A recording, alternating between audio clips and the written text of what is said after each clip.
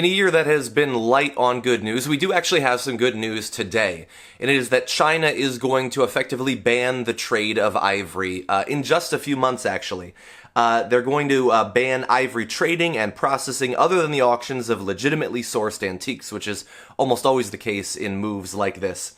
They'll be outlawed by March of 2017. This is, of course, significant because China is an incredibly large buyer of ivory. About 70% of the world's ivory trade ends up moving into China. And so, of course, it's extremely important that if they can ban it and crack down on the black market that will almost certainly develop, that's going to go a long way towards destroying the entire world market for ivory. Now, why do we care about this? Because ivory doesn't grow on trees and you don't mine it out of the ground, you tear it out of the carcasses of elephants that you have killed.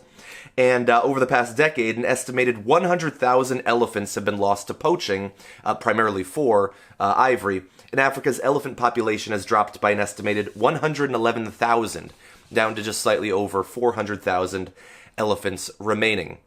Now, I don't think I need to tell you that elephants are one of the most majestic creatures left on this planet, and the idea that we would allow their numbers to be destroyed, to potentially have them go extinct, so that we can have a kind of cool-looking white accent for jewelry or the grips of guns, that seems about as stupid as anything I've ever heard of in my life. And yet that is why these elephants are being destroyed, so that people can have shitty jewelry and accents for antiques.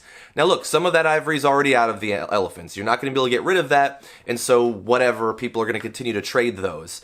But the idea that we should allow it to continue, that seems so self-limiting. I mean, what world do we want for ourselves, for our kids? How limited do we want their natural world, their animal world to be, so that we can have some trinkets and baubles?